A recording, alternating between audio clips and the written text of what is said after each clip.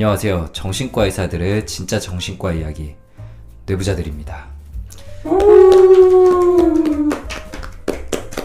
네, 오늘은 허경 선생님이 없습니다. 네, 저희 둘이서 진행할 거예요. 왜 없어요? 허경 선생님 휴가 중이시죠?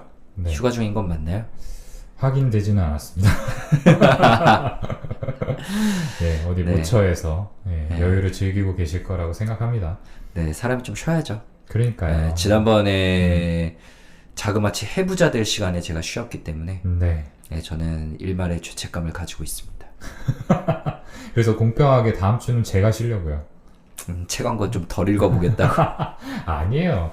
그 책 읽는 시간이라는 게 좀 아쉽기는 한데 저도 네, 휴가를 가야 되니까 네, 어쩔 수 없이. 휴가 가는 건 맞아요? 와이프한테 여쭤봐도 돼요? 내부자들 안 나오는 게 휴가죠. 네, 좋은 시간 보내리라고 믿을게요. 네, 다들 이 무더위 속에 잘 지내고 계신지 모르겠습니다. 그러게요. 저희 청취자 여러분들 다 네. 휴가 다녀오셨는지 피서 계획 있으신지 궁금합니다. 네. 저희 근황은 따로 전할 거 없죠? 근데 네. 저희야 한결같이 저희 자리에서 진료하고 또 일주일에 한 번씩 만나서 방송 만들고 네, 그러고 있죠. 진짜 한결같네요. 네, 저희가 오늘은 언택트 이제 할 건데 저희가 언택트를 지난번에 이제 휴재 때문에 그 좀 한 번 안 하고 이러다 보니까 한지 너무 오래됐더라고요. 아, 그래요? 안 그래도 한 달에 하나 올라가는데 저희가 썸머 브레이크를 가졌었죠. 네, 맞습니다. 그러다 보니까 너무 길어져서 얼마 전에 이제 제 핸드폰은 또 이제 안드로이드다 보니까 와이프 핸드폰으로 들어가서 제 취미생활인 아이튠스 차트 보기 순위 차트 보기를 했더니 리뷰자들과 해부자들과 이제 제가 나가는 서담까지 이제 50위권에 이렇게 쪼르륵 나란히 있는데 오, 네네. 언택트는 아예 순위에서 없어졌더라고요 이제. 그래서 우리가 다시 또 할 때가 됐구나 네네. 라고 느끼게 됐고요. 그래서 그런지 리플도 달린 게 없습니다. 우리 너무 이런 거에 연연하지 말아요. 네, 저는 평생 연연하려고요. 네, 저희 청취자분들이 분명히 재밌게 들어주시고 계실 겁니다. 네, 그래서 짧게 소개드리고 지나가면 언택트는 저희가 직접 만나서 얘기를 나누진 못하지만 저희에게 이메일로 사연 주신 분들 중에 이제 방송에 적합한 사연을 골라서 저희가 소개하고 저희의 생각을 한번 전달드리고 그리고 그 사연 중에 저희가 좀 더 얘기해보고 싶은 키워드 하나를 꼽아서 키워드 토크까지 해보는 시간입니다. 맞습니다. 네, 사연이 있으신 분들은 brainrich 숫자 6 gmail.com brainrich 숫자 6 골뱅이 gmail.com으로 메일 주시면 감사히 받겠습니다.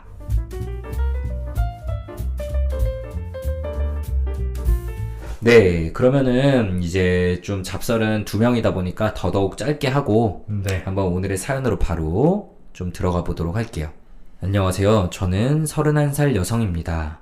우울증을 지금도 앓고 있는데 첫 발병 시기는 2011년 재수할 때입니다. 메일을 보내게 된 이유는 뇌부자들 선생님들의 새로운 시각으로 제 문제를 들여다보고 싶어서입니다. 그리고 이걸 통해 조언을 얻게 되면 그 후에도 너무 힘들 때 다시 보고 듣고 그걸 통해 힘을 낼 수 있을 것 같다는 생각도 들어서입니다. 저는 우울증 치료를 거의 8년째 받고 있는데 매일매일 같은 생각 때문에 너무 괴롭습니다. 그건 바로 우울증에 걸려서 내 인생을 완전히 망쳐버렸다 라는 생각입니다. 제 간략한 히스토리입니다. 저는 2011년 20살 때 재수를 했는데 재수 도중에 우울증이 발병되었고 그 때문에 재수를 완전히 실패하였습니다. 그 이후 저는 우울증에 대한 병식과 치료가 전혀 없는 상태에서 원치 않은 대학에 원치 않은 학과에 진학하게 되어 아주 심한 고생을 하였습니다. 그렇게 약 2년 정도를 우울증 치료도 받지 않고 굉장히 고통스럽게 지냈습니다. 그러다가 인터넷 익명 게시판에 부정적으로 왜곡된 제 생각을 글로 풀어서 적었는데 이런 내용이었습니다. 무슨 대학교에 입학했는데 죽는 게 답인 것 같다. 무슨 대학에 다니는 내 자신이 너무 쓰레기처럼 느껴진다 등등. 그런데 사람들 댓글이 하나같이 심리적으로 문제 있는 것 같다. 빨리 정신과 가봐라 라는 식이었습니다. 근데 제가 지금 생각해도 사실 문제 많았던 것 같습니다. 저는 마음에 들어하지 않았지만 제가 다닌 학교는 서울 시내의 모 4년제 대학이었으니까요.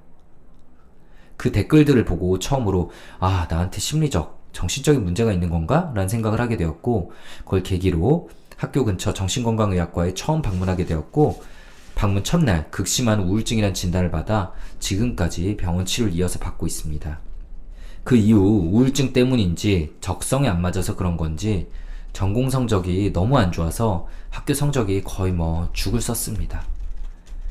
안 그래도 학벌도 그렇게 좋지 않은데 학교 성적도 좋지 않으니 이제 취업길이 거의 막힌 거죠.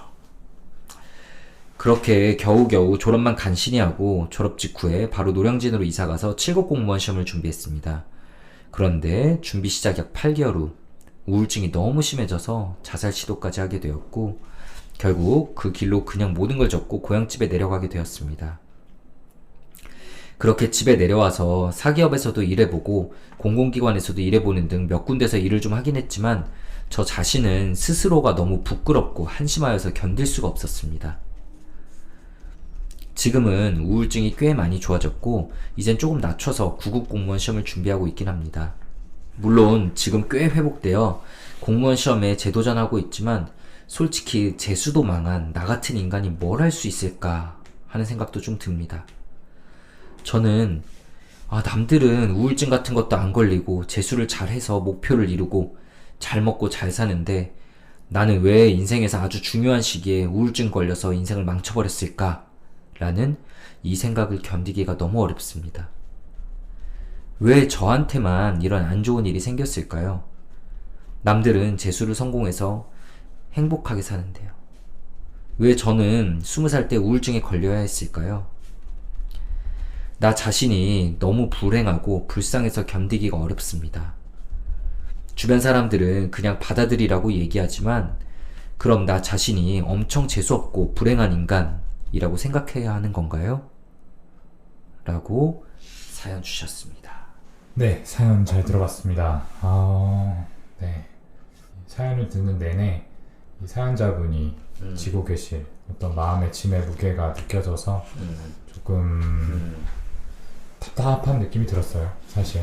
네, 제가 좀 같은 입장에 놓여 있는 것 같은 그런 느낌도 받았고요. 이게 쉽게 말씀드리기 힘든데 겪어봐야만 공감을 하는 건 아니거든요, 분명히. 그래서 저랑 오동훈 선생님은 사실 이 마음과 비슷한 마음을 많이 들었습니다. 예, 분명히 지금도 듣고 있고요. 오늘도 좀 어느 정도는 비슷한 마음을 들었고, 예, 그래서 그 먹먹함이 더 크게 느껴지는 것 같아요. 예, 그때 그 얘기하시던 분들의 표정이나 예, 그 감정 같이 있을 때 그 전달되던 감정이 기억나니까 예, 저도 이렇게 마음이 계속 좀 무겁게 들었던 것 같아요. 예. 사연자분께서 정말 많이 힘드실 것 같다라는 말씀을 먼저 좀 드리고요. 네. 사연에 대해서 좀 본격적으로 이야기를 해보죠. 네. 그러니까 우울증이 굉장히 이른 시기부터 좀 생기셨어요. 그죠? 재수할 때. 재수 시기에. 그래서 우울증이 발병이 됐고, 이 덕분에 재수를 완전히 실패하게 되었다라고 표현을 하셨습니다. 원치 않는 대학에 원치 않는 학과에 진학을 하게 되셨다라고 했고요. 거기서도 계속 부정적인 생각이 많이 차 있었고 그래서 성적도 잘 안 나왔고 그래서 2년 정도 우울증 치료도 받지 않고 고생하다가 댓글에 그냥 생각대로 적었더니 사람들이 야, 너 너무 부정적으로 생각한다. 정신과에 가봐라. 이래서 가게 돼서 치료를 시작했다. 네. 그리고 지금도 8년째 계속 네, 그 치료 과정 중에 계시는 거죠.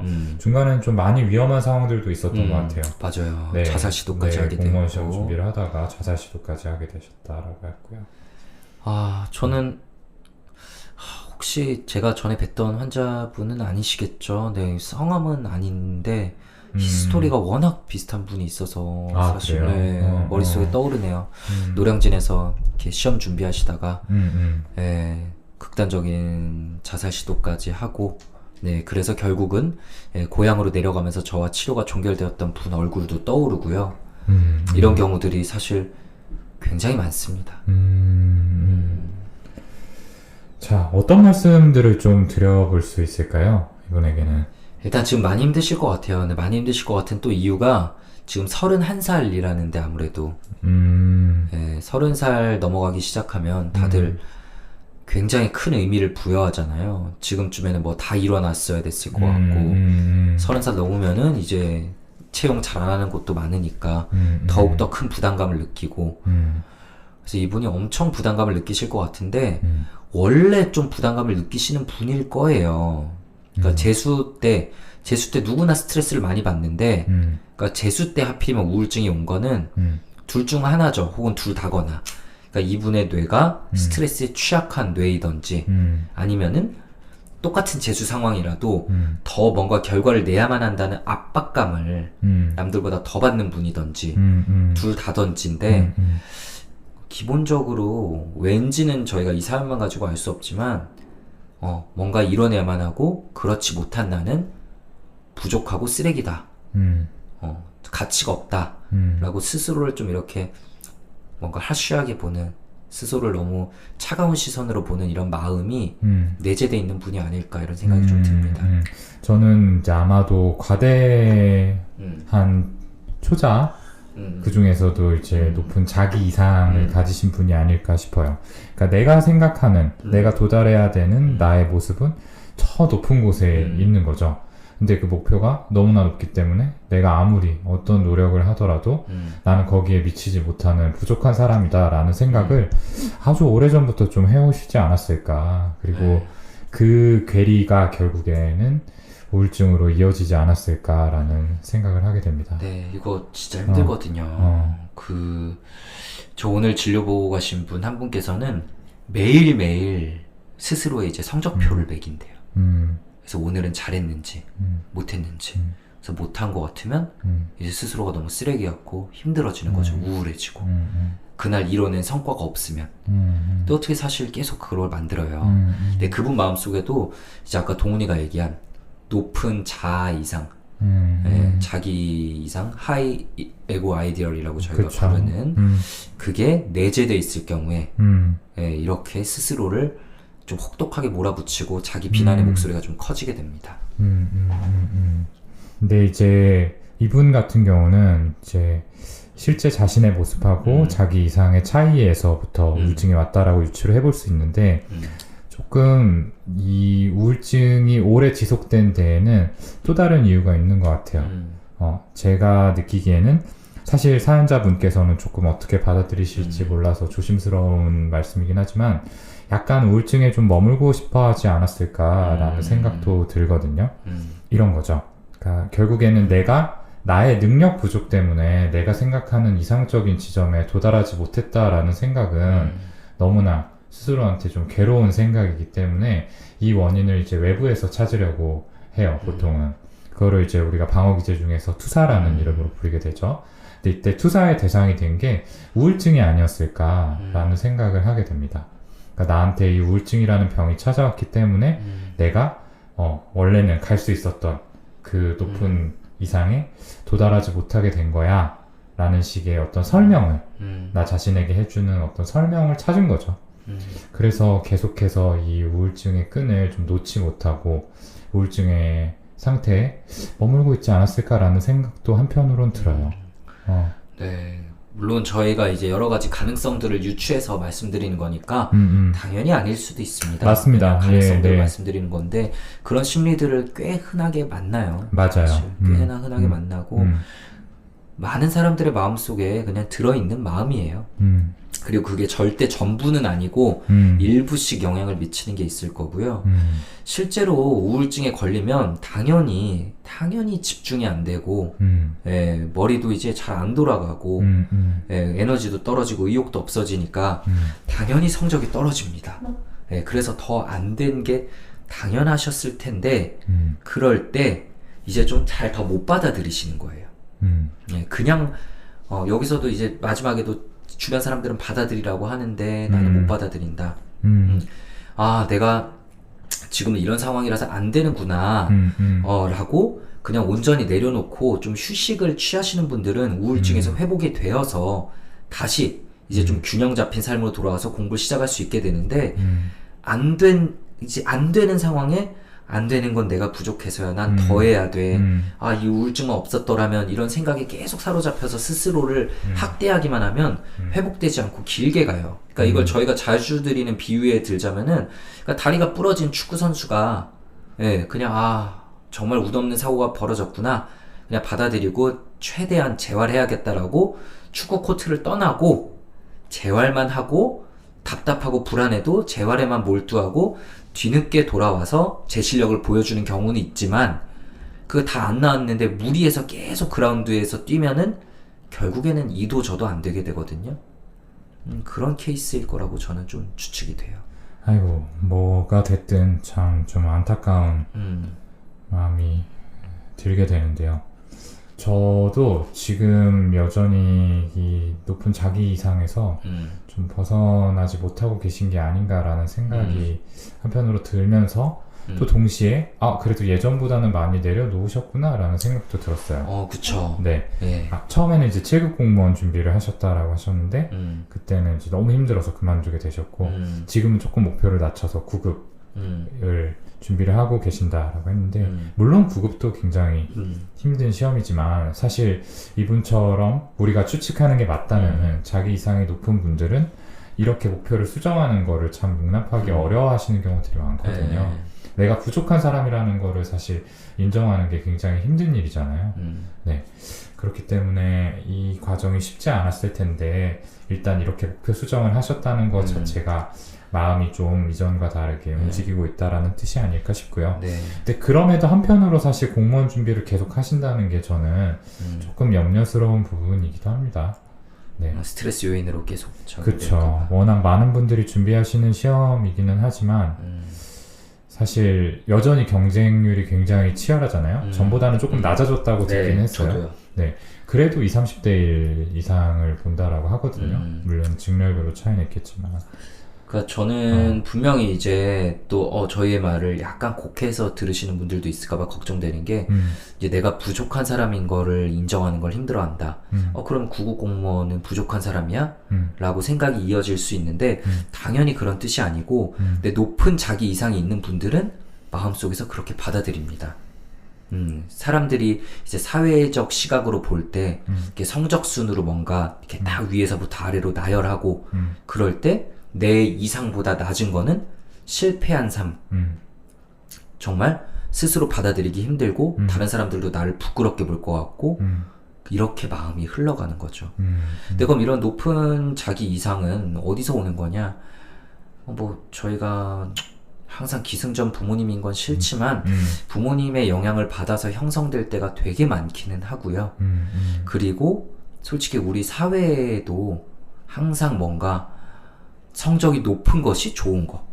사실 성적이라는 거 그리고 또 공부를 잘할 수 있는 능력이라는 거 이런 건 어느 정도 그냥 우리가 타고날 때 달리기가 빠르고 느린 거랑 똑같이 그냥 여러 가지 삶의 능력치 중 하나일 뿐인데 그렇죠. 되게 죄악시당하고 경멸시하는 그런 시각이 사회에 어릴 때부터 너무 뿌리 깊게 있으니까 이게 참 영향을 계속 미치게 되죠. 내 마음속에 그런 시각들이 내재화되고 스스로 받아들이지 못하게 되는 겁니다. 네. 아마도 이제 부모님의 영향을 빼놓고 얘기하기는 어려울 텐데 이제 부모님이 어린 시절부터 이런 성과, 성취, 결과 같은 것들을 중시 여기는 분이었고 그런 류의 피드백들을 좀 많이 하셨다면 자연스럽게 이런 생각이 내 안에 들어와서 자리 잡게 돼요. 특히 이제 그 온도차가 굉장히 크신 분들이 있거든요. 평상시에 뭐 별다른 성과를 내지 못했을 때와 그렇지 않았을 때 굉장히 극명하게 아이를 대하는 태도가 다르다라고 한다면은 아이의 입장에서는 사실 내가 뭔가를 잘해야만 사랑을 받을 수 있구나, 나는 그래야만 가치 있는 사람이구나 라는 생각을 형성하게 되는 거는 굉장히 자연스러운 일이죠. 네. 그리고 또 엄청나게 압박, 무의식적인 불안을 심어주시는 분들이 있어요. 예를 들자면은 우리 집이 이렇게 어려운데도 너 하나 성공시키기 위해서 우리가 이렇게 다 투자하고 있다. 정말 많은 걸 너에게 쏟고 있다. 그러니 너는 이거에 정당한, 이거에 합당한 그런 결과물을 내놓아야 된다. 라는 마인드를 어릴 때부터 심어주시는 경우가 생각보다 그렇게 많습니다. 네. 그러니까요. 그러면은 아이는 나는 정말 실패하면 안 되는구나.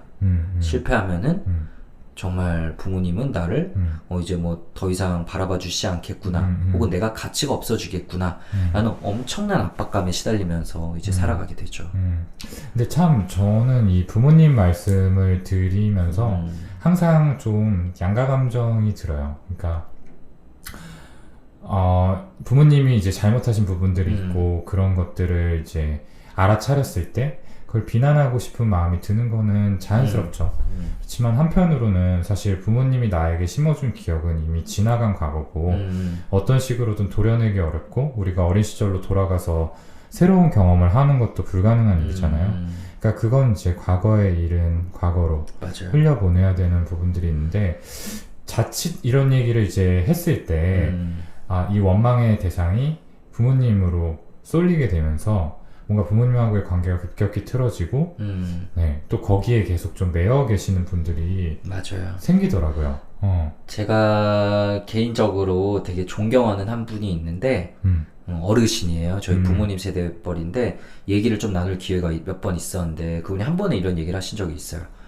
당연히 어린 시절의 기억이 되게 중요하고 부모님이 엄청 큰 영향을 미치는 게 맞다고 생각한다. 그분은 정신과 의사는 아닌데. 그런데 만약 30살이 넘었는데도 계속 그 과거 탓을 하면서 머물러 있으면 나는 그 사람이 잘못 살고 있는 거라고 생각한다 라고 얘기를 하시더라고요. 근데 당연히 그 말도 일부 맞다고 생각을 합니다. 네, 그 과거 나에게 주어진 거는 사실 굉장히 내가 선택할 수 없었으니까 억울하고 화나는 건 맞는데 계속 거기만 머물러 있으면 우리는 앞으로 나갈 수가 없잖아요. 맞아요. 그리고 거기에 대해서 어떠한 설명을 붙인다고 해도 사실 납득이 되지 않을 거예요. 그리고 아무리 사과를 받는다라고 해도 기억이 사라지는 거는 아닐 거고요.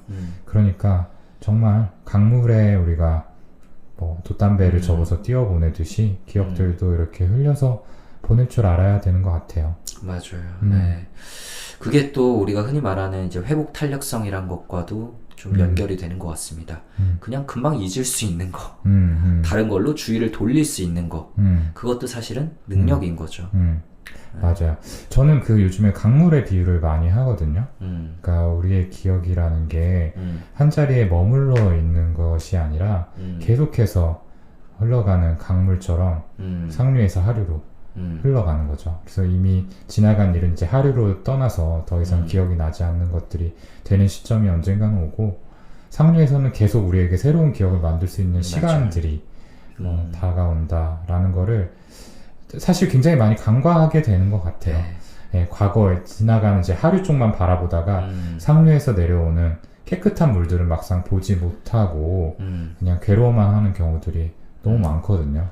참 메일로 처음 접하는 분이어서 네. 오늘 저희가 드리는 말씀, 그리고 제가 또 지금 드릴 말씀이 상처가 될 수도 있을 것 같은데 이게 진료실에서는 충분한 공감 뒤에 조심스럽게 나갈 말을 지금 그냥 던지는 거라서 네, 어려워요, 참 진짜. 죄송하고 어쩔 네. 수 없는데 그래도 말씀드리는 게 나을 것 같은데 스스로도 알고 계실 거예요. 이건 저는 마지막에 하신 이런 말씀들, 왜 나한테만 이런 안 좋은 일이 생겼을까?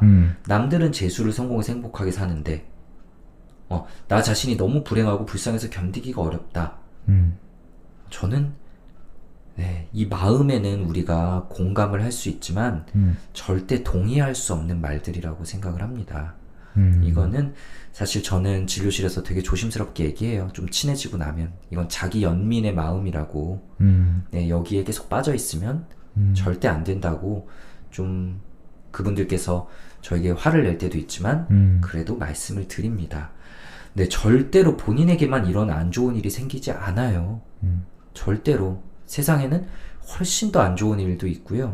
그냥 아무에게나 일어납니다. 남들은 재수를 성공해서 행복하게 사는데요. 이게 무슨 말이에요.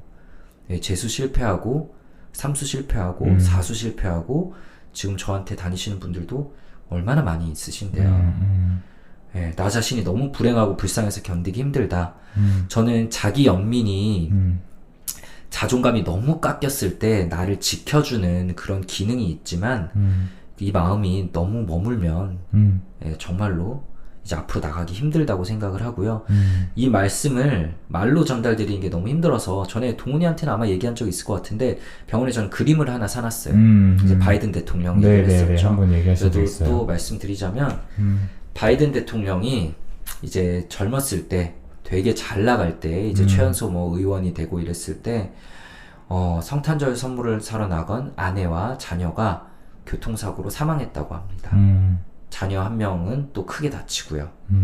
그래서 바이든이 이제 그 병원에서 정말 시리에 빠져 있을 때 이제 바이든의 아버지가 와서 그림 하나를 전달해 주고 갔다고 하죠. 그 그림의 정확한 이름이 저는 지금 기억이 안 나는데 그림은 이런 내용이에요. 바이킹이 이제 그 바다에 배를 몰고 가다 폭풍우를 만나서 배가 바다에 가라앉고 있고 하늘을 쳐다보면서 Why me? 왜 나한테 이런 일이 나타났냐고 항의를 하자 하늘에서 신의 목소리로 전달이 됩니다. Why not? 너한테는 이런 일이 왜 벌어지면 안 되는 건데? 라고 반문을 하는 거죠. 근데 어쨌든 바이든은 아버지가 전달하려는 메시지를 찰떡같이 알아듣고 앞으로 다시금 삶이 나갈 수 있었다고 해요. 너무 오랫동안 그 고통에 사로잡히지 않고요. 고통과 자기 연민에 사로잡히지 않고. 저도 가끔 진료실에서 이 그림을 꺼내와서 보여드립니다. 그렇군요. 네. 그래요. 그러니까 결국에 드리고 싶은 말씀은 이거예요. 이거 역시나 이제 조금 너무나 센 어조로 들리지 않을까라는 걱정을 하게 되는 얘기긴 하지만 결국에 왜 나한테만 이런 불행이 왔을까라는 생각을 한다는 거는 한편에 그 생각의 저변에 나는 이런 불행을 겪을 만한 사람이 아니야 라는 식의 생각이 깔려있기 때문인 거죠. 나는 이럴 대우를 받을 만한 사람이 아닌데 난 지금 굉장히 부당한 대우를 받고 있어. 네. 근데 사실은 방금 김지용 선생님도 말했듯이 거기에는 뭐 어떤 조건이나 자격이 있는 건 아니에요. 네. 뭘 잘하고 못하고도 아닌 거고요. 그냥 나에게 그런 일이 벌어진 거죠.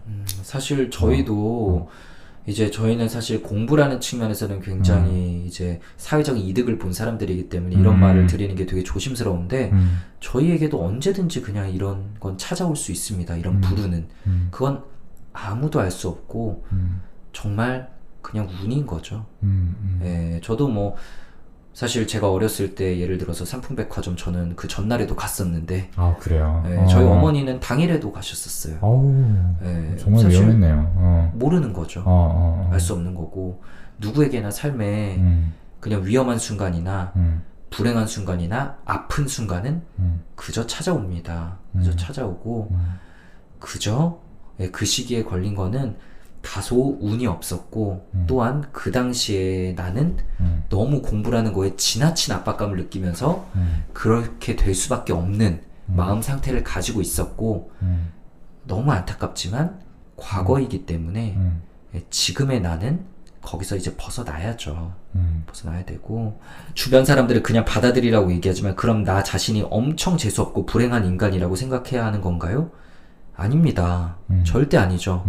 아니 그게 뭐 재수 뭐라고 너 아직 30살인데 지금부터 시작하면 되잖아 라고 말할 사람이 굉장히 많을 거예요. 근데 만약 그 말을 못 받아들인다면 아까 동훈이가 말한 것 같은 마음도 숨어 있을 거고 또한 동시에 공부, 성적을 아직까지도 삶의 성공과 실패로 나누는 그 기준이 마음속에 너무 강하게 들어있기 때문일 겁니다. 그런데 절대로 그게 중요하긴 중요하지만 삶의 전부가 아니라는 건 이제 아셔야죠.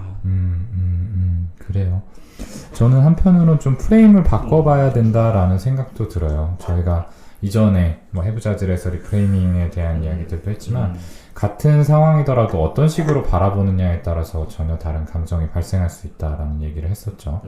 이게 말장난처럼 느껴질지는 모르겠지만 저는 충분히 이 상황에서도 좀 다르게 생각할 수 있는 여지는 있다라고 봅니다. 어떻게 보면은 굉장히 우울증 때문에 오랫동안 힘들었고 여러 실패를 겪은 불행한 사람이다라고 스스로를 생각할 수도 있지만 반대로 이런 우울증이 계속 발목을 붙잡고 있는 상황에서도 어쨌든 대학을 끝까지 졸업했고 시험에도 도전했고 지금은 좀 더 적절한 목표를 찾아서 계속해서 노력하고 있는 어떻게 보면은 잘 버텨낸 사람으로 스스로를 볼 수도 있는 거거든요. 맞아요. 그럼요. 네. 이게 그냥 저희가 뭐 억지 위로를 드리는 게 아니라 정말 인생은 예를 들어서 90분짜리 영화라고 생각하시면 돼요. 근데 지금 30분까지 왔는데 영화에서 초반 30분에 이런 고통을 겪는 사람들의 얘기가 안 나오는 거 본 적 있어요? 대부분 나옵니다. 근데 그러면 그게 무조건 새드무비로 끝나나요? 그렇지 않죠. 리프레이밍을 하셔야 돼요. 나는 지금까지는 상당히 힘들었다. 그러면은 이제 더 좋아질 일만 남았네. 아니면 지금까지 힘들었다. 이걸 통해서 내가 내 삶을 좀 다시 되돌아보고 지금부터라도 방향 전환을 잘 해야지 남은 60분은 더 건질 수 있겠구나. 식의 다양한 리프레이밍을 시도하셔야 돼요. 네. 엄청 재수없고 불행한 인간. 아니요. 초반 30분 가지고 90분 전부 다 새드무비라고 누구나 설정하지는 않잖아요. 정의 내려버리진 않잖아요. 네, 지금 굉장한 인지 왜곡에 분명히 빠져 있는 거고요. 그러니까 다른 사람들의 그냥 받아들여라 라는 조언이 잘 들어오지 않는 걸 겁니다. 말씀을 드릴수록 사실 마음이 좀 무겁습니다. 저희 얘기가 좀 어떻게 전달이 될지 하는 염려도 계속해서 좀 들고요. 근데 이거 정말 비슷한 생각 하시는 분들 많아요. 네. 우울증. 우울증이라는 게 계속해서 내 발목을 잡고 있어서 내가 이렇게 실패했어 라는 거.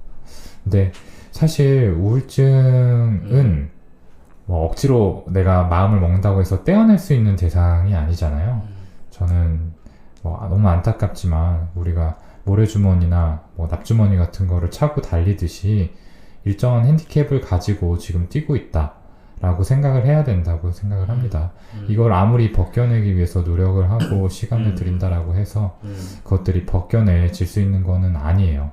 네. 정신과 의사로서 이런 얘기를 하는 게 조금 무책임하다라고 느껴질 수 있겠지만 우울증은 데리고 가는 겁니다. 잘 관리해서 나의 앞길을 크게 막지 않을 정도로 잘 달래고 다독이고 때로는 이제 화를 막 내는 상황에서 좀 진정이 될 때까지 기다리고 맞아요. 하나의 이제 동반자 어떻게 뭐 비유하면은 우리 블랙독의 비유를 많이 하잖아요. 검은 개. 네, 나와 같이 길을 걸어가는 검은 개라고 생각을 하셔야 돼요. 네. 네. 정말 많이 고생하셨을 겁니다. 많이 네. 고생하셨을 거고 앞으로도 분명히 삶에는 끝없이 고통이 올 거예요. 저희가 해부자들에서도 얘기했듯이 인생은 고통의 바다니까요. 그런데 제가 최근에 읽은 책에도 이렇게 비유를 하더라고요. 인생은 진흙탕인데 그 진흙탕에 구르면서 순간적으로 이제 예쁜 별들을 볼 때가 있는 거고 하늘을 쳐다보면은 앞서 나가고 있던 친구들에게도 다 언젠가 고통의 순간들은 누구나 옵니다. 물론 끝까지 행복한 사람도 있을 수도 있겠죠. 근데 그거 뭐 누가 될지 아무도 모르잖아요. 네. 도동원 선생님 말씀하신 것처럼 우울증을 잘 다독이면서 그리고 자꾸 비난하는 내 마음속 목소리에 잘 대처하시고 절대로 이게 내 삶에 전부 다 정의 내릴 수 있는 기준은 아니다 라고 스스로를 변호해 주시면서 앞으로의 삶을 잘 만들어 가시면 좋겠습니다. 진심으로 사연자분께서 마음에 좀 평온을 찾으시고 앞으로 나아가실 수 있기를 바랄게요. 뭐 늘 그렇지만 오늘 사연에는 좀 정말 더 진심을 담게 되네요. 정말 고생 많으셨습니다. 네. 저희의 분명히 다소 부족할 수도 있고 다소 특히나 공감이 부족했을 수 있고 왜냐하면 공감 부족할 수밖에 없어요. 네, 짧은 시간 내에 뭔가 더 현실적인 조언도 드려야 되니까 하지만 어쨌든 진심을 담은 조언은 드려봤고요. 네, 이제는 키워드 토크 시간입니다. 네, 오늘의 키워드는 뭐죠? 오늘의 키워드는 운입니다. 운. 오동원 선생님, 운 좋은 편이에요? 저요. 그렇게 믿고 살고 있어요. 운은 내 편이다. 네. 저 정말 운 좋다고 생각합니다. 아, 그래요? 그렇게 이유가 있나요? 이렇게 믿으려고요. 그쵸. 믿어야지 어떻게 해. 모르겠어요. 운. 저도 이제 운이라는 키워드를 딱 띄워놓고서 그냥 생각을 해보면 이게 참 바람 같은 것 같다라는 생각이 들거든요. 어느 방향에서 불어올지도 모르고 언제 불어올지도 모르고 근데 뭔가 그냥 내가 원하는 타이밍에 불어오면은 시원하다, 진짜 좋은 바람이다 라고 부르잖아요. 네, 그냥 저는 그렇게 생각해요. 주변에서 운 정말 좋은 사람 혹시 본 적 있어요? 전 없어요. 저도 없는 것 같아요. 그러니까 이게 왜냐면은 한 뭐 3개월? 네. 뭐 몇 개월? 1년? 이 단위로 보면은 운 좋은 사람이 있을 수 있는데 몇십 년째 같이 가다 보면 그런 사람 없는 것 같아. 그러니까요. 제가 운 좋다고 스스로 얘기를 했지만 뭐 어떤 부분에서는 그렇죠. 지금 누리고 있는 것들도 분명히 많이 있고 그렇지만 저의 주식 종목 선택에서만큼은 정말 운이 없습니다. 네. 제가 얘기하지 않았나요? 네, 페이스북. 현재는 메타라는 이름으로 거래가 되고 있죠. 네. 저는 메타가 뭔가 이 세상을 어떤 바꿀 혁신의 도구를 보유하고 있다라고 잠시 착각했어요. 지금 그 도구는 저희 집, 책장 위에서 지금 잠자고 있는데 먼지도 많이 쌓였을 거예요. 아, 이제 가상현실의 세계다. 아, 그렇다면은 대장주는 메타다 해가지고 돈을 좀 박았습니다. 그렇군요. 그리고 많이 팔해줬군요. 이틀 있다가 실적이 발표가 됐는데 정말 하루에 저는 그렇게 빠지는 거 처음 봤어요. 마이너스 우리나라는 이제 그게 있어요. 우리나라는. 근데 미국은 그게 없잖아요. 야, 마이너스 30인치 뭐 아무튼 네. 그 실시간으로 빠지는 거 보면서 근데 이게 진짜 그 상황에 따라서 다 아까 동훈이가 바람에 비유한 거 좋습니다. 상황에 따라서 다르다는 거예요. 왜냐하면은 동훈이가 그때 막 주식 막 이런 얘기를 하면서 그보다 앞서서 저한테 답은 달러야 라고 진지하게 자기가 책을 읽고 공부를 했는데 답은 달러라면서 조언을 해줘가지고 맞아요. 제가 집에 가서 와이프한테 전달을 했어요. 우리 집 경제권을 쥐고 있는 와이프한테 동훈이가 책을 읽으면서까지 공부를 했는데 달러래. 그래서 와이프가 그럼 좀 사놓을까 이러길래 그래 뭐 우리 만약 여윳돈이 있으면 좀 다 사자 이래가지고 꽤나 샀어요. 그랬더니 그 뒤로 쭉쭉쭉 떨어지는 거야. 그래가지고 제가 동훈이 만날 때마다 야씨 너 달러 사람이 여기서 할 수 없는 이런 욕을 막 했는데 갑자기 이제 또 막 오르는 거야 이제 어느 순간부터는. 맞아요. 그러니까 그냥 좌절하고 몰라 망했네 어떻게 되겠지 이러고 안고 있었더니 또 오르는 거죠. 운이란 게 이런 거 같습니다. 네. 맞아요. 그러니까 저는 운이 뭔가 주어지는 거라기보다는 약간 내가 딛고 일어날 수 있는 지팡이나 목발 같은 걸로 활용하는 게 좋지 않을까라는 생각이 들어요. 네. 그러니까 이걸 하염없이 기다리면은 사실은 좀 답이 없는 거고 언제 뭐 어디서 어떤 바람이 불지 우린 모르잖아요. 사실. 근데 그 바람이 내가 원하는 방향, 원하는 강도로 정확히 불기를 기다리는 거랑은 똑같은 것 같거든요.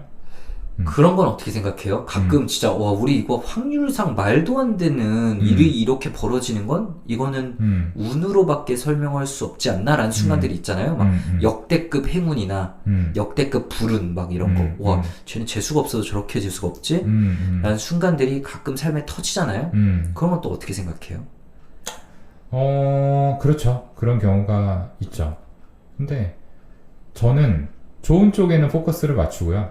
나쁜 운은 잊어버리려고 합니다. 그러니까 제가 말씀드린 지팡이처럼 활용하려고 한다라는 게 그거예요. 좋은 운이 나타나면 역시 나는 될 건가 보네 하고 그걸 딛고서 한 단계 더 조금 한 계단 더 위로 올라가려고 노력을 하고요. 나쁜 운 같은 경우는 그냥 쳐다보지 않습니다. 에이 썩은 지팡이네 하면서 내다 버리는 거죠. 네. 어제였나? 그제였나? 제가 그 한문철 TV 레전드 사건이라면서 올라온 걸 봤는데 어떤 사람이 사연을 올렸어요. 10년 만에 차를 바꿔서 막 썬팅을 막 하고 막 밖에 뭐 새로 뭘 하고 새 차에다가 이렇게 몰고 가는데 갑자기 앞에 오토바이가 싹 넘어진 거야. 막 차선 추월을 하던. 그래가지고 급정거를 했는데 그래서 뒤에 오던 차가 박았어요. 그래가지고 이제 오토바이와 뒤에 오는 차에 박은 차에다가 청구를 해야 되는데 뒤에 박은 차가 와이프야. 진짜? 따라오던 거죠. 이제 새 차 뽑고 사람들이 이거는 진짜 역대급 사건이다. 새 차 뽑은 지 30분 만에. 그러니까요. 근데 하필이면 와이프. 그러니까 이거를 근데 만약 이제 이 부부가 막 그거를 역대급 불운 사건으로 막 여기면서 계속 루미네이션하고 막 계속 반추하고 서로 비난하면은 진짜 역대급 불운한 사건이 될 수 있어요. 아, 그렇죠. 근데 와, 우리 이렇게 전국적으로 유명해질 만한 사건까지 나왔다. 대박이다. 제대로 액땜이다. 제대로 이렇게 볼 수 있는 액땜이다. 거예요. 근데 우리 참 둘 다 멀쩡하네. 다행이다. 라고 여기면은 그 와중에 평생 가져갈 이벤트가 되는 거죠. 나중에 자녀들에게까지 알려줄. 그렇죠. 그러니까 이것도 마찬가지인 것 같아요. 우리가 어떤 사건을 받아들일 때 결국엔 그 사건 자체가 지닌 객관적인 속성보다는 우리의 주관적인 어떤 해석들, 맞아요. 네, 그게 중요하다라고 하잖아요. 운 역시 그렇게 만들어지는 것 같습니다. 네. 그러니까 물론 이제 절대 강운 이런 게 있죠. 뭐 로또 당첨, 뭐 너무 좋죠. 생각해보면 로또 당첨은 결국 누군가 돼야 될 일이야. 누군가 돼야 될 일이 그냥 걔가 된 거죠. 네. 그러니까요. 그러니까 저는 행운도 불운도 너무 큰 의미를 부여하지 말고 그 순간에 넘기는 게 중요하다고 생각해요. 제가 자꾸 좀 지팡이 타령을 하게 되는데 딱 행운이 찾아오더라도 내가 지금 요 한 계단을 올라갈 수 있는 지팡이를 얻었구나 라고 생각을 하고 잘 썼다 하고 버릴 수 있어야 되고요. 뭐 이거 부러지네 하면은 썩은 지팡이 하고 그냥 대수롭지 않게 던져서 버리고 새로운 지팡이를 또 찾을 줄 알아야 됩니다. 사실 저희가 지금 말하는 이런 사건들은 너무 약한 불운이라서 이제 앞선 사연을 보내신 분이나 내가 원치 않았는데 이런 질환을 겪으신 분들이 나는 이런 걸로 설명되지 않는다라고 마음이 좀 언짢아하시거나 더 힘드실 수도 있어요. 근데 저는 이런 말씀을 드리고 싶은 게 제 환자분들 중에 우울증을 정말 성공적으로 극복해내시고 이제 치료 종결하면서 앞으로 이제 웬만하면 서로 보지 맙시다 이러고 헤어지는 분들 중엔 이런 말씀 하시는 분들이 있어요. 최근에도 들은 적이 있고요. 최근에도 우울증을 길게 앓으셨던 분이 이런 얘기를 하시더라고요. 돌이켜보면 정말 힘든 시간이었지만 생각해보면 삶의 어떤 순간에도 어쨌든 얻는 거는 있다고 생각한다. 내가 정말 많은 걸 잃었지만 어쨌든 얻은 것도 있었고 다시 돌아보니까 그걸 바탕으로 앞으로 이런 방식으로 좀 더 틀어서 살 수 있을 것 같다. 여기 집중하려고 한다. 라면서 말하실 때 진짜 치료 끝날 때가 됐구나 라는 생각이 들더라고요. 네, 그게 진짜 수용의 자세겠죠. 그러게요. 근데 이 운이라는 것이 마치 저희가 이제 그냥 넘겨야 될 것이라고 뭐 말씀을 드리게 되지만 또 한편으로는 긍정적인 역할도 해요. 불운의 경우에도. 저는 사실 면담을 하다가 많은 것들을 또 불운으로 넘기셔야 된다는 얘기를 드리거든요. 네. 저희 진료실을 찾아오시는 분들은 또 필요 이상으로 어떤 일이 벌어졌을 때 스스로의 책임을 크게 생각을 해요. 네. 그러다 보니까 이거 내가 뭔가 잘못해서 이런 일이 벌어졌다 라는 식의 자책이 끝없이 돌아가게 되고 그것 때문에 더 우울감이 심화되는 그런 결과를 낳게 되는 경우를 자주 보게 됩니다. 그럴 때 사실 한 발자국 떨어져서 보면 저건 정말 어떻게 할 수 없었던 건데 맞아요. 저기에서까지 책임을 찾는 건 정말 너무 심한데 맞아요. 라는 생각이 들 때 그건 정말 운이 없었던 일일 뿐이고 누구에게나 생길 수 있는 일이고 그래서 넘기셔야 된다 라는 말씀을 드리곤 하죠. 네. 다시금 말씀드리고 싶네요. Why me? Why not? 요는 그걸까요? 행운이든 불운이든 그냥 온다. 그냥 온다. 누군가에게 네가 잘못해서가 아니고 네가 그때 피할 수 있었던 것도 아니고 그냥 온다. 근데 그걸 행운이든 불운이든 맞은 다음에 어떻게 하느냐가 이제 그 사람을 보여주는 거겠죠. 그 사람의 삶을 결정하는 거고. 그래요. 불운을 너무 피하려고 애를 쓰거나 지나치게 행운을 잡으려고 애를 쓰는 거 이건 참 좀 소모적인 일인 것 같아요. 그렇죠. 아무리 노력을 해도 불운을 피할 수 없는 순간들이 있잖아요. 그러니까 정말 이거는 내가 컨트롤할 수 있는 영역에 바뀌구나 라고 생각을 하고 그 시간에 그 에너지를 다른 눈앞에 있는 것들에 좀 집중을 하는 게 맞을 것 같아요. 네, 그럼 이쯤에서 어. 그냥 하나만 물어보고 싶습니다. 네. 오동원 선생님 인생 최고의 운은 뭔가요? 이거 좀 말씀드리기가 좀 그런데, 저는 제가, 공부할 때, 네. 그러니까 응급실 근무를 마치고, 응급실 근무가 그날따라 좀 길었어요. 아시겠지만 제가 저희 군내에서 유일하게 응급실에 근무하는 의사였고, 그때가 아마 명절쯤이었을 거예요. 그래서 환자분들 되게 많고, 연속해서 36시간인가를 근무를 했는데, 원래는 이제 거기서 좀 쉬어야 되는 타이밍이죠. 제대로 잠 못 자고 하니까. 근데 너무 집에 가고 싶은 거예요. 명절이고 하니까 여기서 외롭게 혼자서 뭐 가구도 없는 관사에서 그냥 들어 누워 있는 게 싫으니까. 그래서 바로 차를 몰고 출발을 했는데 그때가 이제 한 11시, 12시 뭐 이때 됐을 거예요. 그리고 나서 서울까지 올라오는데 기억이 좀 없어요. 네. 같이 앉아있는 게 지금 행운이군요. 네네네. 그래서 진짜 중간중간에 기억이 잘 안 나요. 내가 어떻게 올라왔지? 싶을 정도로. 네.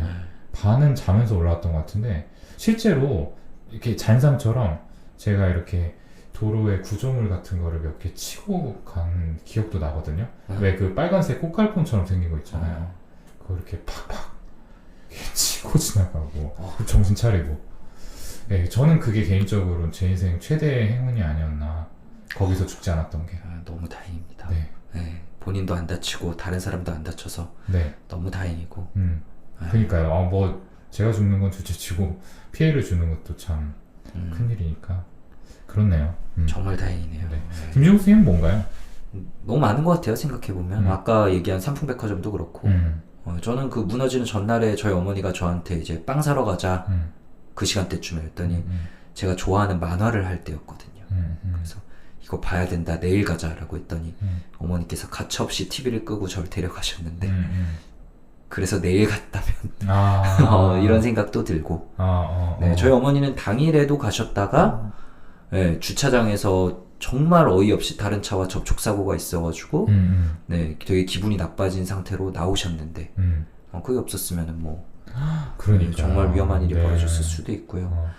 저도 이제 병원 때 또 기억나는데 제가 아마 일산병원이었나 신촌세브란스였나 해서 하여튼 밤샘 당직을 서고 다음날 바로 안동병원으로 갔어야 됐어요. 바로 오래. 네, 제일 늦게 오는 사람은 제일 안 좋은 자리를 준대요. 난 밤샜는데. 그래서 운전해서 가는데 저도 너무 졸려서 너무 힘들었어요. 그래서 진짜 고속도로를 창문을 다 열고 막 소리를 지르면서 갔던 기억이 납니다. 맞아요. 그럴 때 있어요. 막 소리 지르고 노래 부르고 막. 그래도 졸리니까 세우고 좀 잤다가 가고 막 이랬던 기억이 나는데 자면서도 나 가면 제일 안 좋은 자리 받겠구나 막 이러면서 갔는데 결국 안 좋은 자리 받았어요. 어쨌든 살아서 도착했으니까. 그렇죠. 네. 네. 거기에 의미를 둡시다. 네, 뭐 의과대 오래 다닐 때는 뭐 불운의 아이콘이라고 사람들이 저를 부를 때도 있었지만 덕분에 이제 동훈이랑 규영이 만나서 정신과도 하고 뇌부자들도 하고 있으니까 이것도 보면은 다 운이었던 것 같고요. 네, 저를 만난 게 인생 최대 행운 아니겠어요? 제가 동훈이 선배로 있었으면은 좀 더 좋았을 것 같기도 한데 저 되게 깍듯해요. 정신과 윈년차로 있었으면 미안합니다. 네, 뭐 다 돌이켜보면 그 순간에는 내가 진짜 나 왜 이렇게 운이 없냐 최악이다 싶었던 것들이 나중에 돌이켜보면은 다르게 해석되는 경우도 정말 많고요. 네, 저희가 오늘 많이 얘기가 돌아왔지만 분명히 이 오늘의 사연자분께서도 지금 나에게 닥친 최고의 불운처럼 보이는 것이 반드시 나중에 불운만은 아니었다. 나의 인생을 다른 방향으로 틀어주는 크나큰 찬스였다 라고 느끼시는 순간이 꼭 오시리라고 믿습니다. 좋은 말입니다. 네. 그러니까 어쨌든 운에 너무 매이지 말자라는 말을 저는 다시 한번 드리고 싶어요. 네. 이 방송을 듣는 분들께서도 한번 스스로의 운에 대해서 생각을 해보면서 그냥 나한테 좋은 일도 있었고 나쁜 일도 있었지만 앞으로 어떻게 흘러갈지는 모르는 일이니까 우리 지금 당장 눈앞에 있는 것들에 집중하면서 살자라고 한번 스스로를 좀 다잡으셨으면 좋겠다는 생각이 듭니다.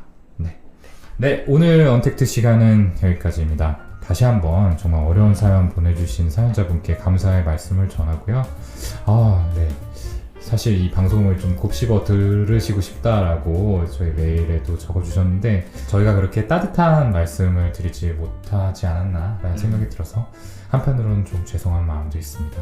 예, 그냥 저희의 의견은 그냥 하나의 의견으로 네. 들어주시고요. 사연자분께서 또 잘 곱씹어서 현명한 선택하시기를 진심으로 바라겠습니다. 자, 저희는 다음 시간에 더 흥미롭고 유익한 컨텐츠 들고 다시 찾아뵙도록 하겠습니다. 감사합니다. 감사합니다. 힘내세요.